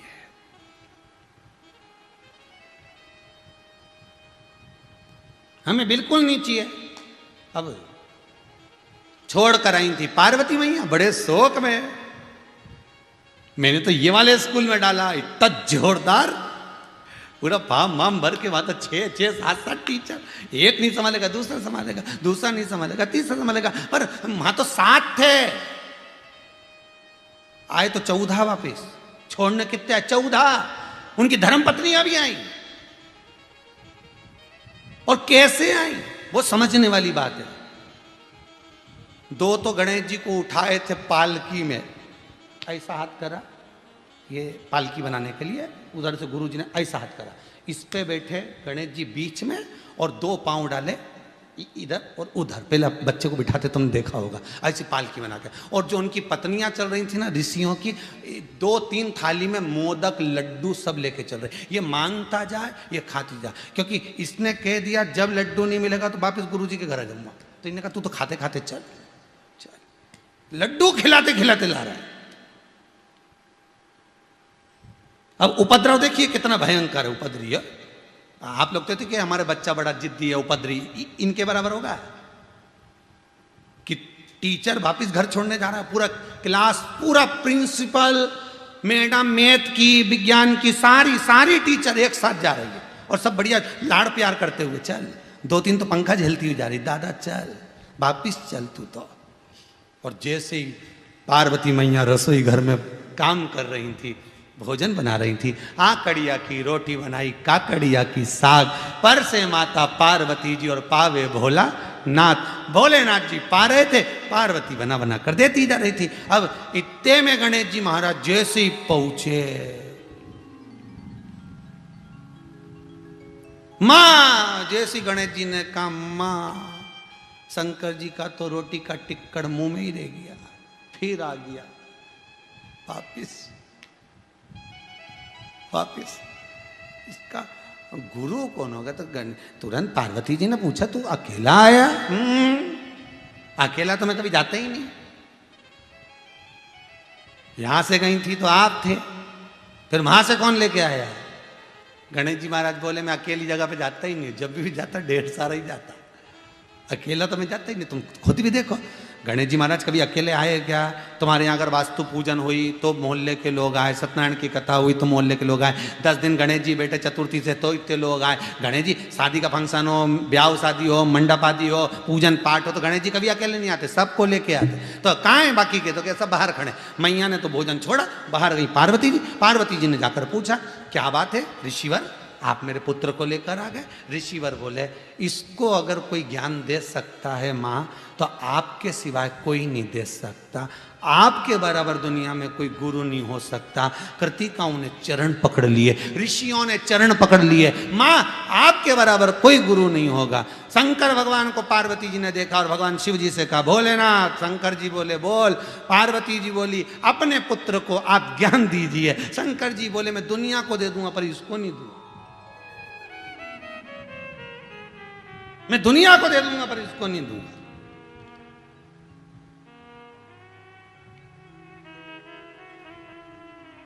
शंकर जी ने पूछा, जैसे पार्वती जी ने पूछा आप इसको ज्ञान क्यों नहीं देना चाहते? शंकर जी बोले बहुत चतुर है ये, बुद्धि का देव है, कोई सहज मत समझना। हाथी के बच्चे का सिर कट के यहां आया और इसने चाल चल दी, वह हाथी के बच्चे को स्वस्तिक बनवा दिया इशारा करके। इतना एबला है, ये पढ़ेगा यहाँ, ध्यान रखेगा। माँ मैं तो पढ़ा हूँ नहीं। पार्वती जी बोली अब किसके पास जाऊं? तो पार्वती जी गणेश जी को लेके गोदी में, एक पांव गणेश जी का इधर, एक पांव इधर, और ऐसी पार्वती तोक के गणेश जी को और कार्तिकेय का हाथ पकड़ के ब्रह्मा जी की यहाँ ले गई। ब्रह्मदेव ने देखा आज तो गणेश जी आ गए, क्या बात है, और गणेश जी को जैसे पकड़ के ले गई पार्वती। ब्रह्मदेव ने पूछा माता जी आप यहाँ आई हो पार्वती जी? सरस्वती ने आदर करा, सत्कार करा, सम्मान दिया, आज कैसे आना हुआ? ब्रह्मा जी से माता पार्वती जी बोली मेरे पुत्र को गुरु करना है, कोई तुम विद्या अध्ययन करा दो, कोई शिक्षा दे दो, कोई अच्छा ज्ञान दे दो, आप गुरु बन जाओ। ब्रह्मा जी मन में सोचे यहाँ तो मेरा 5 मुख कम पड़ेगा, इसको पढ़ाना मतलब बहुत भारी काम है। सरस्वती मैया से कहा सरस्वती तू तो मेरी बेस्ट फ्रेंड है, तू मेरी सहेली है। पार्वती जी बोली तू तो थोड़ा बहुत ज्ञान दे दे इसको। सरस्वती जी बोली एक बार मैं तेरे को देखी थी, तूने एक बार पहले भी कहा था कि मेरे गणेश जी को ज्ञान दे दे, ज्ञान दे दे। मैंने सोचा चलो इसको ज्ञान दे दूं। मैं खुद इसके सिर पे आके ऐसी मंडराने लगी। सरस्वती तो ऐसी रहती है, बुद्धि के ऊपर आकर घूमती है कि इसकी बुद्धि पलट जाए। मैं जैसी ऐसी मंडरा रही थी, इसने सूंड से मुझे ही पकड़ के अंदर धर लिया। रहने दे भाई, छोड़, मैं ऐसा ज्ञान नहीं दूं कि इसके पेट में जाके बैठ जाऊं। रहने दे तू। भगवान विष्णु क्या पहुंच गई माता, बाजू में टांगे कार्तिक कर लिया। भगवान विष्णु क्या जैसी पहुंची तो जय विजय ने जो देखा, जय विजय ने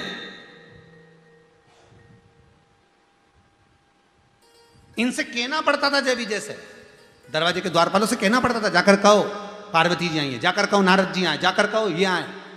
जैसे ही जय विजय ने देखा अंदर जाके सीधे पूछे ही नहीं कौन आया, सीधे अंदर जाके बोलिया है प्रभु नारायण नारायण नारायण। नारायण जी ने पूछा क्या हुआ?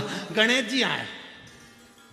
पार्वती जी का गणेश जी आए, पार्वती का तो बोला ही नहीं, गणेश जी आए। भगवान ऐसे सोए थे, लक्ष्मी जी चरण दबा रही थी। जैसे ही चरण दबा रही थी गणेश जी का नाम सुनते सी लक्ष्मी सिंहासन से नीचे उतर गई। भगवान विष्णु भी खड़े हो गए, बैठे नहीं सिंहासन पर, बस खड़े। पार्वती जी